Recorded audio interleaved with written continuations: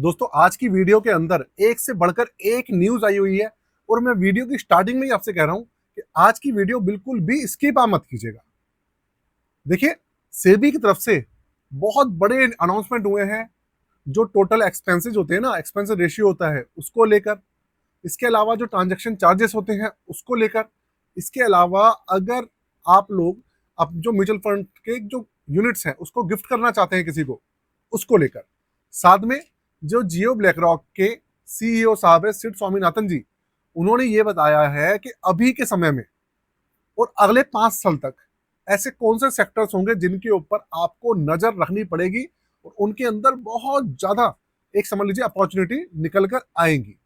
ऐसा मैं नहीं कह रहा हूं, ऐसे सिड स्वामीनाथन जी कह रहे हैं, जो कि यार इतने बड़े म्यूचुअल फंड हाउस के क्या है, सीईओ।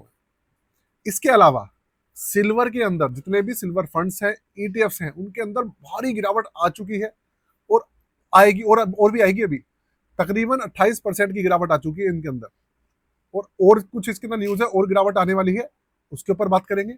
साथ में एक न्यूज हो रहा है दोस्तों कि भाई ट्रम्प चाचा को लेकर ना एक न्यूज और निकल कर आई है जिसके बारे में हम बात करने वाले हैं। तो देखिए, न्यूज ऐसी है सारी की सारी जिसको आपके लिए जानना बहुत जरूरी है, एक भी मिस मत कर दीजिएगा। और साथ में एक आपसे मैं बताना चाहता हूं कि अगर कोई भी भाई उसको जियो ब्लैक रॉक की वीडियो देखना भैया अच्छा नहीं लगता और वो सोच रहा है कि भाई यही कंटेंट रिपीटिवली हो रहा है, तो देखिए आप लोग स्किप कर सकते हैं इस वीडियो को, क्योंकि इसके अंदर अगर इंफॉर्मेशन आएगी, मेरे पास डेली इंफॉर्मेशन आएगी किसी चीज को लेकर, तो भाई मेरा आपको उसके बारे में देना फर्ज बनता है भले। तो दोस्तों, कंप्यूटर स्क्रीन आपके सामने चालू हो चुकी है। वीडियो में आगे बढ़ने से पहले वीडियो को लाइक कर दीजिएगा और चैनल को सब्सक्राइब कर दीजिएगा। तो देखिए, सिल्वर के अंदर आपके सामने पूरी की पूरी रिपोर्ट है। 28% से ज्यादा की ना गिरावट आ चुकी है। और ना अब एक ही क्वेश्चन सबके दिमाग में निकल कर आ रहा है कि रुके या निकल जाए। सबके दिमाग में एक ही क्वेश्चन आ रहा है। तो देखो भाई, ऐसा है कि आपको एक रूल है। रूल क्या है? अगर कोई चीज बहुत स्पीड से बढ़ रही है, ये मार्केट का रूल है, तो वो नीचे भी आती है। भले ही सोना और चांदी बहुत महंगी, जो भाई अमूल्य धातु है, और पृथ्वी के ऊपर इनकी जो क्वांटिटी है वो बहुत कम है, रेयर है, और इनका जो इस्तेमाल है वो भी बहुत ज्यादा है। लेकिन अगर आप सोचिए, इतनी स्पीड से ना रेट बढ़ेंगे कि एक साल के अंदर पिछले जनवरी से लेकर अभी तक दिवाली तक इसके जो रेट थे, करीबन मेरे ख्याल 80% के आसपास ये रिटर्न दे चुकी थी चांदी। 70 से 80% के बीच में रिटर्न थे। तो भाई अगर इतनी तेजी से भागेंगे और हर साल अगर इतनी तेजी से बढ़ता रहा, तो आप सोचो ना, फिर तो चांदी का भाई चांदी चांदी होगी हर जगह पे। सब लोग क्या करेंगे, एसआईपी वैसा भी बंद करके चांदी के अंदर आ जाएंगे, इन्वेस्ट कर देंगे। तो भाई ऐसा बिल्कुल भी नहीं है। 28% की गिरावट आई है और अभी और गिरावट इसके अंदर आ सकती है। ऐसा ही गोल्ड है, गोल्ड के अंदर भी गिरावट आई है लेकिन कम आई है। जहां गोल्ड 1,33,000 तक पहुंच गया था, वो 1,20,000 पे आ गया है। हो सकता है आज के दिन और भी उसके अंदर डाउन हुआ हो। तो जितने भी आपके सिल्वर ईटीएफ्स हैं, सिल्वर एफओएफ म्यूचुअल फंड है, जो भी है, उनके अंदर गिरावट आपको देखने को मिल रही होगी। लेकिन आपसे हाथ जोड़ के निवेदन है, भैया घबराइएगा मत।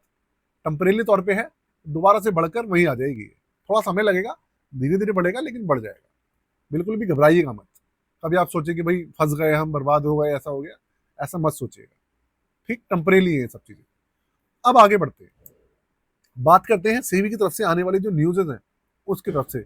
एक के बाद एक सेबी ना, जो म्यूचुअल फंड इन्वेस्टर्स हैं या हमारे इन्वेस्टर्स हैं, उनके लिए भाई इतनी अच्छी खबरें लेके आ रहा है, उसके लिए इतना बेहतरीन काम कर रहे हैं ना, जितना मैं आपको बता नहीं सकता। देखिए, सेबी के बारे में मैं आपको एक चीज बताता हूँ कि म्यूचुअल फंड्स के बारे में बताता हूँ, सेबी के बारे में बताता हूँ। अगर आप इंडिया के बाहर यूएसए में जाते हैं, यूरोप में जाते हैं, यूएसए की बात कर रहा हूँ मैं, तो वहां पर ना आपका जो पैसा है उसके अंदर से सिंगल लेयर प्रोडक्शन मिलती है। लेकिन भारत एक ऐसा देश है जिसके अंदर म्यूचुअल फंड्स वालों को डबल लेयर प्रोडक्शन मिलती है। मतलब आपको जो पैसा है ना, वो डबल लेयर से सुरक्षित है। जल्दी पैसा हिलता नहीं है कहीं। ऐसा नहीं है कि कोई कोई एएमसी भाग गई, कोई स्टॉक ब्रोकर भाग गया तो आपका पैसा मर जाएगा। ऐसा होने के चांसेस ना के बराबर होते हैं, ना के बराबर। बहुत तगड़ी सुरक्षा देती है। इसका सबसे बड़ा कारण जो है वो भैया सेबी है, और सेबी को इस चीज के लिए सैल्यूट है। आए दिन आप देखते हैं सेबी की तरफ से कुछ ना कुछ नई चीजें निकलती ही रहती है। एक ऐसी संस्था है ये जो सबसे ज्यादा इन सब चीजों में काम करती है। अब ये क्या कह रहे हैं वो बताता हूं मैं आपको। ये देखिए, सेबी क्या कर रहा है, सेबी ने अभी तक ना कहानी क्या थी कि अगर ना आपके पास म्यूचुअल फंड्स के यूनिट्स हैं और आप किसी को गिफ्ट करना चाहते हैं, तो भाई उसके अंदर ना बड़े झमेले थे। डीमेट अकाउंट ओपन किया करना पड़ता था, ना जाने क्या क्या चीजें थी। अब क्या करा है सेबी ने कि eliminates need for demat accounts, मतलब ये कि अगर आप किसी को म्यूचुअल फंड के यूनिट्स गिफ्ट करते हैं तो आपको आपको मतलब सामने वाले को उसके लिए डीमेट अकाउंट ओपन करने की जरूरत नहीं पड़ेगी। पहले झमेलेबाजी थी, डीमेट अकाउंट होना कंपलसरी है। अब डीमेट अकाउंट ओपन करने की जो जिम्मेदारी है, जो मतलब नेसेसिटी है, वो खत्म कर दी है। बहुत सारे लोग होते हैं जो गिफ्ट करते हैं। बहुत बार ऐसा होता है कि सामने वाला माइनर होता है, फिर वो व्यस्क हो जाता है। बहुत बार ऐसा होता है कि मान लीजिए किसी की डेथ हो जाती है, तब ट्रांसफर करना होता है, या फिर जॉइंट वेंचर में आप किसी को ट्रांसफर करते हैं, गिफ्ट देते हैं। वो बहुत सारे केसेस होते हैं जब आप लोग यूनिट ट्रांसफर करते हैं। तो इन सब चीज़ों के अंदर जो जरूरत थी वो खत्म होने वाली है। ये बहुत अच्छा डिसीजन है हमारे सेबी की तरफ से। अब सेबी की तरफ से ही एक और न्यूज़ निकल के आ रही है, वो क्या है उसके ऊपर जानकारी देता हूँ मैं। म्यूचुअल फंड्स के अंदर अभी क्या, जब से म्यूचुअल फंड स्टार्ट हुए हैं तब से लेकर अभी तक दो सबसे बड़े खर्चे होते हैं, एक्सपेंसेस होते हैं उसके अंदर। पहला होता है एग्जिट लोड, जो कि ज्यादातर स्कीम्स के अंदर 1 साल तक रहता है, 1%, आधा परसेंट, उसके बाद वो 0% हो जाता है। तो मतलब ये होता है कि अगर कोई भी इन्वेस्टर मैक्सिमम 1 साल तक रहता है स्कीम के अंदर, तो कम से कम उसके ऊपर एग्जिट लोड तो नहीं लगता अगर वो विड्रॉ करता है तो अगर आपने देखा जियो ब्लैक रॉक के आने के बाद उन्होंने करा क्या है, अपनी सारी स्कीम्स के अंदर एग्जिट लोड परमानेंटली जीरो कर दिया है। तो वो एक ऐसी एएमसी है पहली बार जो कि इस तरीके का कल्चर लेके आई है। उसको देखा देखी एसबीआई वाले, टाटा वाले, बहुत सारी एएमसीज हैं जो कि इन सब चीजों को ध्यान रख रही है और एग्जिट लोड को वो भी कोशिश कर रही है कि कम से कम रखें। 1 साल के लिए ना रखे, 30 दिन के लिए, 90 दिन के लिए रखे। एसबीआई वाले इसके ऊपर सबसे ज्यादा काम कर रहे हैं और टाटा वाले इसके ऊपर सबसे ज्यादा काम कर रहे हैं। तो एग्जिट लोड की टेंशन तो खत्म हो जाती है। अब दूसरा जो सबसे बड़ा रेशियो होता है, एक्सपेंसिव रेशियो है, जो चार्जेस होते हैं। तो एक्सपेंसिव रेशियो में इन्होंने क्या करा है, ये कह रहे हैं सेबी वाले कि भाई जो टोटल एक्सपेंसिव रेशियो होता है उसके अंदर ये बताता हूं 5 बेसिस जो है, 5 बेसिस पॉइंट जो है उसको ये कर रहे हैं, जो एडिशनल लगते थे, जो सीबी ने अलाउ किया होता, उसको ये बंद करने वाले हैं। एक्चुअल में 2018 से पहले जो एएमसी थी उनको अलाउ था कि वो ना एडिशनल 20 बीपीएस जो है वो लगा सकते हैं। ये देखिए, एडिशनल बीपीएस लगा सकते थे 2018 से पहले एक्सपेंस रेशियो के अंदर। फिर 2018 के बाद सेबी ने घटाकर उसको 5 कर दिया था, और अब ये 5 बीपीएस जो है ना, ये इसको भी खत्म करने की बात कर रही है। उससे होगा ये कि हमारे जो टोटल एक्सपेंस रेशियो है उसके अंदर काफी गिरावट आएगी। और जब एक्सपेंस रेशियो कम होगा तो ऑब्वियसली बात है यार, हम लोगों का जो टोटल कंपाउंडिंग है ना, उसके अंदर हमारे को रिटर्न्स ज्यादा मिलेंगे। सिंपल सी बात है, बहुत सिंपल। अच्छा, एक लोगों सबके दिमाग में ना एक क्वेश्चन रहता है कि ये जो एक्सपेंस रेशियो होता है ये कटता कब है, और ये कटता हुआ तो कभी दिखता नहीं है। आपने नोटिस करा होगा ना कि एक्सपेंस रेशियो कटता कब है, और ये जब हम विड्रॉ करते हैं तब कटता है या कब होता है। तो मैं आपको बताता हूँ कि एक्सपेंस रेशियो कटता कब है आपके दिमाग में ये।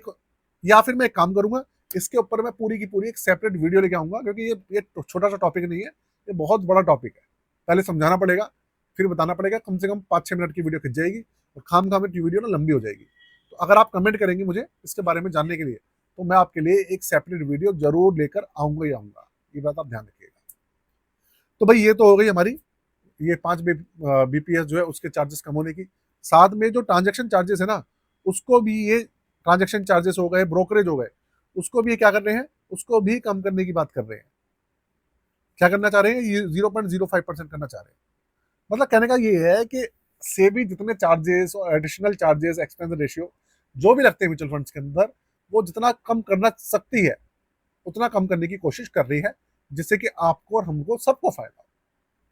और सेबी ने एक ऐसी संस्था है जो हमेशा इन्वेस्टर के हित में काम करती है। ये चीज मैंने देखा है, कभी भी एएमसी या जो बड़े कंपनीज हैं उनके हित में कभी काम नहीं करती। ये संस्था हमेशा इन्वेस्टर के हित में काम करती है। तो भाई ये है, आपका सेबी के बारे में क्या मानना है मुझे कमेंट करके जो बताइएगा कि आपको कैसा लगता है सेबी का काम। अब हम आते हैं अपनी अगली न्यूज की तरफ कि जो ये सिड स्वामीनाथन जी है, ये क्या कह रहे हैं। इनका कहना है कि भैया जो ग्रोथ है उसका जो नेक्स्ट फेज आने वाला है, उसके अंदर कुछ सेक्टर्स हैं जो कि बहुत ज्यादा अच्छा परफॉर्मेंस करेंगे और उन सेक्टर्स के ऊपर अगले 5 साल में बहुत ज्यादा ग्रोथ देखने को मिलेगी। और साथ में आपको मैं बता दूं, जियो ब्लैक रॉक की तरफ से ना कुछ करीबन 2-2.5 महीने पहले मैंने एक रिपोर्ट पेश करी थी। सिड स्वामीनाथन जी ने ही बताया था कि जो हमारा अभी जो म्यूचुअल फंड का पूरा इंडस्ट्री है ना, वो $70 बिलियन, इन्होंने $70 बिलियन कही थी, अभी तो बढ़कर $78 बिलियन हो गई है। वो बढ़कर 7 साल के अंदर 3 गुना हो जाएगी, इन्होंने ये कहा था, जो कि मैंने बताया भी था आप लोगों को। और भाई ये कोई छोटी मोटी न्यूज नहीं है कि 7 साल के अंदर 3 गुना हो जाती है। और भाई ये जो कह रहे हैं ना, ऐसे हवा में बात नहीं कर रहे हैं, ना ही ये छोटे मोटे लोग हैं कि इन्होंने जो मर्जी बोल दिया और कोई ध्यान नहीं करता। इनकी एक एक चीजों के ऊपर हर कोई ध्यान रखता है। अब ये कह रहे हैं कि कुछ सेक्टर्स हैं जिसके ऊपर ना ध्यान रखना बहुत जरूरी है, इनके अंदर ग्रोथ अच्छी खासी रहेगी। कौन कौन से सेक्टर्स हैं, मैं पूरी की पूरी रिपोर्ट आपके सामने पेश नहीं कर रहा, जो की फैक्टर्स हैं जो आपके काम की बात है, मैं सिर्फ वही आपको बता रहा हूँ। वो सेक्टर्स हैं, देखिए इंडिया की ग्रोथ की जो स्टोरी है उसके अंदर सबसे पहला सेक्टर है मैन्युफैक्चरिंग, उसके बाद है आर्टिफिशियल इंटेलिजेंस, एआई और डिजिटलाइजेशन। ये 3 सेक्टर्स हैं जिनके ऊपर इंडिया में जितने भी स्टॉक्स होंगे, म्यूचुअल फंड्स होंगे, उनके अंदर बहुत अच्छा आपको देखने को मिलने वाला है, ग्रोथ देखने को मिलेगी। भाई मैन्युफैक्चरिंग के अंदर अब तो हमारे आपको पता ही मैन्युफैक्चरिंग फंड्स है बहुत सारे। अब कौन कौन से मैन्युफैक्चरिंग फंड है उनका नाम मैंने लूंगा, आपको ऑलरेडी पता है। हर एएमसी का है ना मैन्युफैक्चरिंग फंड ऑलरेडी अवेलेबल है ही है। एसबीआई भी है, एचडीएफसी भी है, मोतीलाल ओसवाल भी है, टाटा भी है, सबके हैं। और जिसके नहीं होंगे उसके भी लॉन्च हो जाएंगे। एआई को लेकर अभी कोई ना नए फंड्स लॉन्च नहीं हुए, क्योंकि एआई की ज्यादातर जो कंपनीज है ना वो भी नहीं आएंगी। लेकिन देखिएगा आप आने वाले समय में आपको जो एआई के ऊपर काम कर रही होंगी ना कंपनीज, उनको लेकर भी जो नए नए ईटीएफ और म्यूचुअल फंड्स आपको लॉन्च होते हुए दिखेंगे, ये पक्की बात है। साथ में जो डिजिटलाइजेशन है, भाई ये बहुत बड़ा भूमिका निभा रही है। जब से नरेंद्र मोदी जी की सरकार आई है 2014 के बाद से, तब से आपको पता है इंडिया के अंदर ना डिजिटलाइजेशन को लेकर एक नया रिफॉर्म आया है। 2014 के बाद से जो हम लोग फोन पे ही सारी चीजें कर लेते हैं, पहले आपको पता है ये सब काम करने के लिए, एक पेमेंट करने के लिए, कुछ भी करने के लिए कंप्यूटर तो चाहिए था। और अब ना वो सारे के सारे काम ना इतने ईजी हो गए हैं कि आप मोबाइल्स पे कर लेते हैं।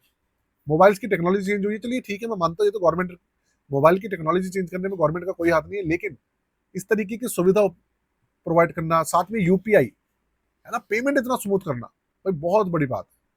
बात आज मैं अभी कुछ दिन पहले मैं एक वीडियो देख रहा था कि पाकिस्तान का ना एक कोई भाई थे, वो ना इंडिया के अंदर आए हुए थे, पाकिस्तान के अंदर वो सुनते थे कि ना इंडिया के अंदर 2 रुपए की, 5 रुपए की, यहाँ तक की 10-10 रुपए की जो पेमेंट है ना आजकल ऑनलाइन हो जाती है, मोबाइल से हो जाती है। और वो लोग ना पाकिस्तान वाले हंसते थे इस चीज के ऊपर, उनको विश्वास ही नहीं होता था कि भाई यूपीआई नाम की चीज इंडिया में इतनी ज्यादा चल रही है। और पाकिस्तान के अंदर ये भी बताया जाता था, जो वहाँ के रिपोर्टर थे वो ये मतलब पूरी की पूरी न्यूज बनाते थे कि वहाँ पे ठेले वाले हैं, पान बीड़ी वाले हैं ना, वो भी ना स्कैनर लगा के बैठे हुए हैं। आते हैं लोग, पान बीड़ी खरीदते हैं, सामान खरीदते हैं, बच्चे आते हैं 5 रुपए का सामान लेते हैं, स्कैन करते हैं, पेमेंट करते चले जाते हैं, अकाउंट से पैसे कट जाते हैं, कैश का झंझट ही खत्म हो रहा है। फिर उन लोगों को इतना विश्वास नहीं होता था पाकिस्तानियों को। ये जो भाई आए, इन्होंने इंडिया में आए, रिपोर्टर है काफी बड़े, इन्होंने इंडिया में दिल्ली के अंदर आए, दिल्ली की जगह जगह पर ये पान बीड़ी वालों के पास भी गए, गरीब आदमी के पास, जो बिल्कुल अम्मा जी होती है ना, जो बेचारी भाई छोटा सा कोई पेन बेच रहा है, कोई कुछ बेच रहा है, इस तरीके के लोग जो होते हैं उनके पास भी गए, बड़े होटल्स में भी गए, हर जगह पे वो दिल्ली के कोने कोने पे घूमे। और दिल्ली के बाहर भी कई स्टेट्स में गए, और अलग अलग राज्यों में गए, वहाँ की राजधानियों में गए, गाँव में भी जाके देखा उन्होंने। और उन्होंने क्या पाया कि भाई हर ठेले के ऊपर, छोटी छोटी दुकानों के ऊपर स्कैनर लगा हुआ। और उन्होंने क्या करा, पेमेंट करना है और कर दिया। भाई उनके पास तो चलो नहीं था नंबर, इंडिया का नंबर भी नहीं था, बैंक अकाउंट भी नहीं था, लेकिन उनके जानने पहचानने वाले थे, उनके नंबर से उन्होंने करा। वो कह रहे यार ये तो बहुत ईजी है। और जब उन्होंने ये खबर जाके पाकिस्तान में छापी, तो उन्होंने बताया कि भाई इंडिया के अंदर जो डिजिटलाइजेशन है उसके ऊपर मोदी गवर्नमेंट ने बहुत अच्छा काम करा है, और बहुत ईजी हो गई ये सब चीजें, इंटरनेट बहुत सस्ता है, बहुत सारी चीजें हैं। तो भाई डिजिटलाइजेशन के अंदर बहुत नई नई चीजें निकल के आने वाली है, नए नए स्टॉक्स निकल के आने वाले हैं, तो ऐसे स्टॉक्स के ऊपर आप नजर रखिएगा। साथ में एक चीज और आपको बताना चाहता हूं मैं, कि इन्होंने बताया कि भाई कि इनसे एक क्वेश्चन पूछा गया कि समय समय पर ना बहुत सारे एनएफओ जो होते हैं वो लॉन्च होते हैं, तो क्या सारे एनएफओ के अंदर इन्वेस्ट करना चाहिए या नहीं करना चाहिए। देखिए मैं वीडियो लंबी हो जाएगी इसलिए मैं इस चीज को कवर नहीं कर रहा हूँ, फिर किसी दिन मैं किसी और वीडियो में इसको कवर करूंगा कि सारे के सारे एनएफओ के अंदर लोग देखते हैं, रोज हर दूसरे दिन कोई ना कोई नया एनएफओ आ जाता है। तो क्या सबके अंदर ध्यान करना चाहिए, नहीं करना चाहिए, वो मैं किसी और वीडियो के अंदर 2 दिन बाद, 1 दिन बाद कवर करूंगा। तो आज की वीडियो को मैं यही खत्म करता हूँ दोस्तों। तो ये 3 सेक्टर्स हैं उनके हिसाब से। मैन्युफैक्चरिंग सेक्टर्स जो कि इंडिया की रीढ़ की हड्डी बनने वाला है, रीढ़ की हड्डी है, और एक्सपोर्ट जो है और ज्यादा बढ़ने वाला है, मैन्युफैक्चरिंग और बढ़ने वाली है, और इंडिया और ज्यादा एक्सपोर्ट बढ़ाएगा। और आने वाले समय में आप देखिएगा इंडिया ना चाइना को एक तरीके से रिप्लेस कर देगा आने वाले 15-20 सालों के अंदर। दूसरी बात, जो हमारी म्यूचुअल फंड का जो सेक्टर है वो 7 साल के अंदर हो सकता है 2-3 गुना, ना हो तो 2 गुना तो हो ही जाएगा, ऐसा लगता है मुझे भी। ठीक। और ये जो एआई है और डिजिटलाइजेशन, इनके जो स्टॉक्स है, जो कंपनीज है, अगर आपको इनके बारे में जानना हो कौन कौन सी कंपनीज है, कौन सी इस तरीके के स्टॉक्स हैं, तो मुझे कमेंट कीजिएगा। मैं आपको इस तरह की कंपनीज और स्टॉक्स की ना पूरी की पूरी लिस्ट जो है आपके सामने लेकर एक वीडियो जरूर बनाऊंगा। ठीक। तो इसी बात पर भाई चैनल को सब्सक्राइब कर लीजिएगा और बेल के आइकन को दबा दीजिएगा अगर अभी तक आपने नहीं दबाया है तो। आज के लिए दोस्तों जय हिंद, वंदे मातरम।